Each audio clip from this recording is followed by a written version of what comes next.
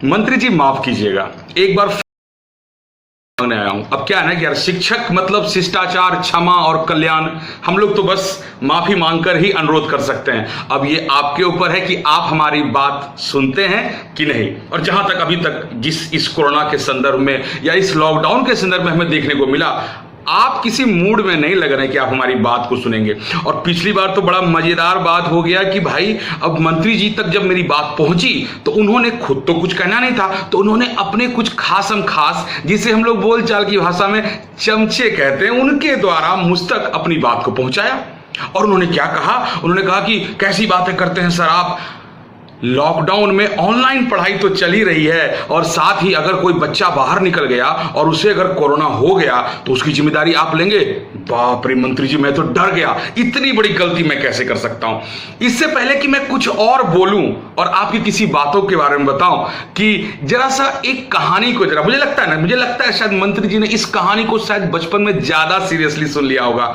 आप लोगों ने भी सुना होगा क्या कि एक बचपन में कहानी सुनी होगी शुतुरमुर्ग की। शुतुरमुर्ग के बारे में कही जाती बात है कि शुतुरमुर्ग का जब आप पीछा कीजिएगा ना, तो वो अपनी गर्दन को कहीं छिपा देता है, चाहे किसी झाड़ी में या बालू में या कहीं भी, और उसे लगता है कि मैं पूरा छिप गया। लगता है मंत्री जी ने शायद इस कहानी को सीरियसली ले लिया है। उन्हें लगता है कि गर्दन छिप गया मतलब कहानी हो गई। मंत्री जी जरा कुछ आंकड़ों पर बात करते हैं। अब अगर आप पढ़े लिखे हैं तो आंकड़े तो समझते होंगे, और अगर नहीं पढ़े लिखे हैं तो फिर क्या कहना, फिर भी सुन लीजिए। भारत की 125 करोड़ की अधिक आबादी है, और 125 करोड़ से अधिक आबादी वाले देश में आपकी जानकारी के लिए बता दूं, मात्र 40 करोड़ ऐसे लोग हैं जिनके पास स्मार्टफोन है। अच्छा चलिए, आपके लिए 50 करोड़ बोल देता हूं। खुश? अब खुश? चलिए मंत्री जी, 50 करोड़ लोगों के पास स्मार्टफोन है। पर इसका यह मतलब तो नहीं कि 50 करोड़ के 50 करोड़ लोग वही हैं जो पढ़ने वाले हैं, क्योंकि भारत में कुल बच्चों की संख्या जो पढ़ने वाले हैं, फ्रॉम बिगिनिंग से लेकर एकदम मैच्योर्ड लेवल तक बात की जाए तो 30 करोड़ से अधिक बच्चे हैं जो पढ़ाई कर रहे हैं।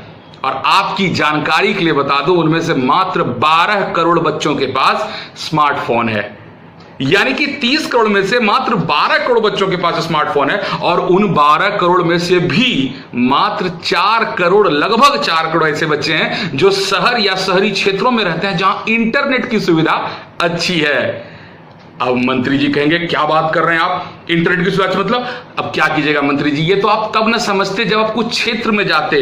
अब इंटरनेट है ही नहीं तो ऑनलाइन पढ़ाई कैसे होगी? और मान लीजिए 4 करोड़ बच्चे पढ़ रहे हैं, तो शुतुरमुर्ग वाली बात, आपको 4 करोड़ दिख रहा है, पर 26 करोड़ बच्चे आपको नहीं दिख रहे हैं। आपको 26 करोड़ बच्चे नहीं दिख रहे हैं मंत्री जी, और वो बच्चे जो नहीं पढ़ाई कर पा रहे हैं उनके बारे में आपका क्या विचार है? सुप्रीम कोर्ट ने आईटी जेईई मेन और नीट की परीक्षा के लिए सीधे तौर पे कह दिया कि परीक्षा होनी चाहिए, कोई रोकने की जरूरत नहीं है। 13-14 बच्चे गए थे इसे रोकने के लिए, क्योंकि जिनको पढ़ना नहीं है वो तो जिंदगी भर यही कहते रहेंगे कि पढ़ाई रोक दो। ऐसी कोई नीति बनाओ जिससे कि बिना पढ़े ही जिंदगी में सब कुछ मिल जाए। ये बेरोजगार लोग यही तो करेंगे, इनको जुगाड़ ही लगाना, क्योंकि इनको कुछ पढ़ना नहीं लगा है नहीं। तो अब उनकी बात को सुप्रीम कोर्ट ने सीधे मना कर दिया, और साथ में सुप्रीम कोर्ट ने यह भी कहा कि अगर कोरोना साल भर नहीं छूटने वाला है तो क्या साल भर आप स्कूल कॉलेजेस बंद रखेंगे? तो मंत्री जी जरा दिल से और ध्यान से इस बात को सुनिएगा कि आपके देश में 30 करोड़ बच्चे पढ़ने वाले हैं, और उनमें से मात्र 4 करोड़ के पास स्मार्टफोन है विद इंटरनेट। अब इतने गरीब लोग यहां पर हैं, आपकी नजर में तो खैर सभी रईस होंगे, क्योंकि अपने हिसाब से लोग देखता, इतने अच्छे लोग हैं कि वो सभी महीने भर का 500-600 का रिचार्ज तो कर ही सकते हैं। अब जिनको की जिंदगी भर में पूरी कमाई का, दिन भर का, दिहाड़ी का 300 रुपया भी नसीब नहीं होता, वो अपने बच्चे को 500 रुपया महीना के रिचार्ज पर अच्छे से स्मार्टफोन भी देंगे 10,000 रुपए का, तो बढ़िया से बात बनेगी। मंत्री ये तो चाहते हैं। और आपकी जानकारी के लिए बता दूं, अगर सर्वे सही है तो अगर अभी से भी आपने हर गांव, हर शहर, हर तबके में इंटरनेट कनेक्शन लगाने लिए टावर लगाना शुरू किया, जो कि नई योजना के तहत आप कर सकते हैं, तो आपकी जानकारी के लिए बता दूं, कम से कम 6 साल लगेगा हर घर तक इंटरनेट पहुंचने में। जैसे हर घर जल योजना है, वैसे हर घर इंटरनेट योजना लगा दीजिए। एक नई योजना, एक नया कुछ और। अब क्या बोलूं मंत्री जी, माफ कीजिएगा, दिल पे मत लीजिएगा, मन की बात है बोल देता हूं। दिल पे लेना तो आपने कब का छोड़ दिया, क्योंकि अगर लिया होता ना तो अब तक स्थिति बहुत अच्छी हो गई होती। सच्चाई यही है मंत्री जी कि शिक्षा का स्तर दिनों दिन बद से बदतर हो रहा है। और जहां तक आप लोग कहते हैं कि ऑनलाइन की बात, आपको बता दूं ऑनलाइन पढ़ाई सिर्फ और सिर्फ उसको नसीब हो रही है जो पैसे वाले लोग हैं या जिनके पास इतनी ताकत है, इतने पैसे हैं कि वो अफोर्ड कर सकें इंटरनेट और स्मार्टफोन को। आपने गरीबों के बारे में तो सोचा ही नहीं। आप कहां उनके बारे में सोच रहे हैं कि उन तक भी ये बात पहुंचे। बेचारे बच्चे इसका मतलब ना पढ़ें। पिछले 5 महीने से भारत के 25 करोड़ से अधिक बच्चों ने पढ़ाई नहीं की है, तो 5 महीने से उनकी पढ़ाई बर्बाद, यानी अगले साल तक बर्बाद करके छोड़ दिया जाए। जरा सोचिएगा। तो शुतुरमुर्ग की कहानी पर ध्यान मत दीजिए मंत्री जी, हकीकत पर जाइए और ऑनलाइन की पढ़ाई कितने बच्चे कर रहे हैं जरा देखिएगा तो आपको पता चल जाएगा। और वैसे भी ऑनलाइन पढ़ाई ही होती है, ये कभी भी आपके वैदिक पद्धति जो पढ़ाने का है उसकी बराबरी नहीं कर सकती है। मैं सिर्फ शिक्षक हूं इसलिए ऐसा बोल रहा हूं, बिल्कुल नहीं, मैं ये फैक्ट के आधार पर बोल रहा हूं, ये आपका दिल भी जानता होगा। दूसरी बात यह है कि आपके कुछ सो कॉल्ड चमचों ने, माफ कीजिएगा, चमचों ने कहा कि अरे आप ऐसे कैसे बोल सकते हैं सर, अगर मान लीजिए बच्चों को कोरोना हो गया तो आप जिम्मेदारी लेंगे, अमेरिका में ये हो गया, वहां ये हो गया। सही बात है। इससे पहले कि मैं आगे कुछ बोलूं, जरा सा ये छोटा सा क्लिप देख लीजिए।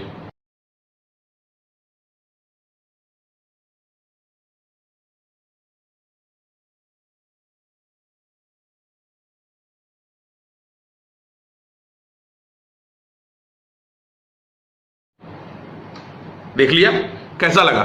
अब इस क्लिप के बारे में बताइए। ये आपके लॉकडाउन का क्लिप है जो अभी 1 सप्ताह पहले लिया गया है। जी हां, अब इतनी शिद्दत से लोग लॉकडाउन को फॉलो कर रहे हैं, इतनी शिद्दत से भीड़ में जा रहे हैं, इनको थोड़े ना कोरोना होगा। कोरोना तो तभी ना होगा जैसे ये स्कूल में जाएंगे या ये कोचिंग जाएंगे या ये पढ़ाई करने बैठेंगे। जैसे पढ़ेंगे बस कोरोना देवता जाग जाएंगे और इनको कोरोना हो जाएगा। और तब मंत्री जी गुस्साएंगे ना।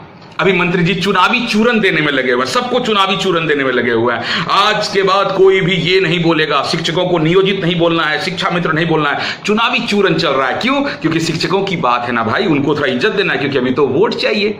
अभी विधानसभा चुनाव में अगर आप लोग असलियत में इंसान हैं और असलियत में इस देश के लोगों, इस राज्य के लोगों के बारे में सोचते हैं, तो दम है तो विधानसभा चुनाव को ऑनलाइन करवा के दिखाइए, मैं मान जाऊंगा आपको। और उसके बाद एक भी दिन वीडियो नहीं बनाऊंगा मैं ऑनलाइन के बारे में, एक भी दिन नहीं बनाऊंगा। मैं आपको वादा करता हूं, आप करवा के दिखाइए कि विधानसभा चुनाव ऑफलाइन नहीं ऑनलाइन होगा। दीजिए सबको मैसेज की अपने आधार कार्ड से लिंक कीजिए और 1 वोट दीजिए। कर पाइएगा? आप नहीं कर पाइएगा, क्योंकि आपको पता है, क्योंकि वो सही नहीं है। ऑनलाइन कभी भी ऑफलाइन की भरपाई नहीं कर सकता है। और अगर दम है तो करके दिखाइए, मैं मान जाऊंगा आपको मंत्री जी, और तब माफी जो बोलेगा वो मांगूंगा। ये बात मैं आपको कह रहा हूं, आप करके दिखाइए। सच्चाई यही है कि आप ऐसा कुछ नहीं कर पाइएगा। और साथ ही मैं मीडिया महोदय से भी माफी मांगूंगा। अरे बाप रे, मीडिया महोदय कैसे भूल सकता हूं? मीडिया महोदय तो बस वही दिखाना चाहते हैं जो उनको दिखाने के लिए कहा जाता है। अरे गया वो जमाना जब कलम की ताकत, वो मूवी आई थी ना, वो एक कलम वाली वाली बात, वो नाना पाटेकर ने कहा था इसकी कलम में ताकत है। वो जमाना गया, अब कलम में ताकत नहीं, अब कैमरा में जो है ना बहुत कुछ घुस गया है और बात खत्म। हमारे राज्य के सुशांत सिंह राजपूत की मृत्यु को इन लोगों ने इस तरह से भुनाना शुरू किया है जैसे लगता है कि ये मृत्यु नहीं, ये वोट बैंक बन चुका है। आपकी जानकारी के लिए बता दूं, मंत्री जी और मीडिया महोदय दोनों सुन लीजिए, सुशांत सिंह राजपूत तो एक केस है, ऐसे न जाने कितने केस हैं जो आपके नजर के सामने से चलता है, पर आपके आंख और कान पर जूं तक नहीं रेंगती और आप ध्यान तक नहीं देते हैं। आपको इस बात का एहसास कब होगा ये मुझे नहीं पता। आपको पता है एक औरत जो 2 साल पहले विधवा बनी थी, 2 बच्चे की मां थी, प्राइवेट शिक्षक थी, पर इस लॉकडाउन में जब खाने को मोहताज हो गई उसने सुसाइड कर लिया। उसकी सीबीआई की जांच कौन करेगा? उसके लिए कौन दोषी है, आप या कोई और? एक शिक्षक जो कि दूध अपने बच्चे को 5 रुपए का दूध नहीं पिला सकता है, उसके लिए कौन जिम्मेदार है? उस नीति को कौन देखेगा? ऐसे लोगों के बारे में बताइए जिसने अपने पूरे परिवार को एक साथ मार दिया, खुद इंक्लूड अपने आप को मार दिया, सुसाइड कर लिया। माफ कीजिएगा, ये दिल की बात है, कोई रटंत बात नहीं बोल रहा हूं, जो बोल रहा हूं सही बोल रहा हूं। ऐसे लोगों को कौन रोकेगा? ऐसे लोगों की सीबीआई जांच कौन करेगा? और ऐसे लोगों को एक बार भी अपने प्राइम टाइम या पता नहीं कौन कौन से टाइम पर क्यों नहीं दिखाते हैं मीडिया महोदय जी? एक बार जरा उनके बारे में भी बोल दिया कीजिए। और अगर आपसे कोई अनुरोध करे कि शिक्षकों की समस्या को लीजिए, तो आप क्या कहते हैं, हमारे बारे में किसने कब बोला था? अरे शर्म कीजिए, आपके पास में वो है पावर कि आपकी बात 1000 लाख करोड़ लोग सुनते हैं, आप उस बात को पहुंचाइए वहां तक। आप लोगों ने कभी नोटिस किया, सरकार ने कभी भी पढ़े लिखे लोगों के लिए कोई योजना नहीं बनाई है। 80 लाख करोड़ की योजना बना दी, किसके लिए? उसके लिए जो कि मांगने भी नहीं जाएगा, क्योंकि मिले ना मिले कौन देखता है। पर पढ़े लिखों को अगर दे दिया तो पढ़ा लिखा तो पहुंच जाएगा कि मेरा पैसा दो, और उसमें फिर तो गड़बड़ हो जाएगी ना, फिर अपने पॉकेट में क्या आएगा? तो कोई योजना नहीं है। क्या कोई योजना नहीं बननी चाहिए थी?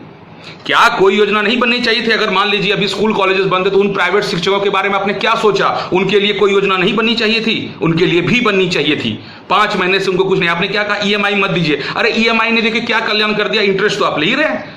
आप इंटरेस्ट ले रहे हैं जो कि इज्जत से बैंक पर। अरे मर्द वाली बात तो तब होती ना मंत्री जी, जब 1 महीने का ईएमआई नहीं लेते, इस दरमियान सारा माफ करते, नो इंटरेस्ट। सीधा सीधा बात, जब शुरू होगी स्थिति नॉर्मल होगी तब से कट करना शुरू कीजिएगा। मजाक बनाकर रख दिया मंत्री जी, गुस्से में कह रहा हूं, माफ कीजिएगा, ये बहुत गलत बात। और मीडिया महोदय शर्म कीजिए।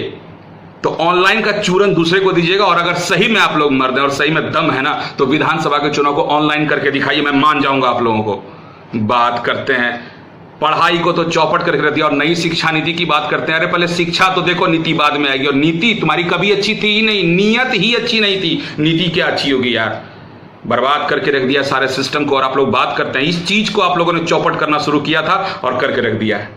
पर क्या करूं, बात यही है कि हम लोग कुछ कह नहीं सकते, सिर्फ माफी मांग सकते हैं। तो मंत्री जी एक बार फिर से माफ कर दीजिएगा, अगर कुछ उल्टा सुल्टा बोल दिया हो तो बिल्कुल माफ कीजिएगा।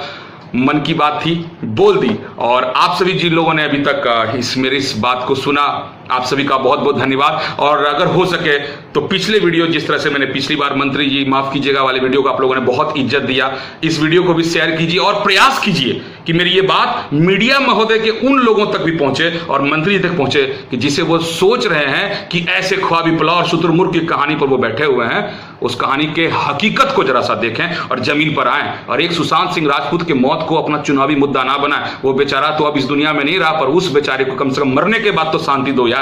जब देखो टीवी खोलो यही दिखते रहता है। ये भी नहीं सोचते हो कि यार उसके माँ बाप पर क्या गुजरती होगी। मजाक बनाकर रख दिया यार, शर्म करो तुम लोग, फालतू है यार, माफ कीजिएगा। धन्यवाद।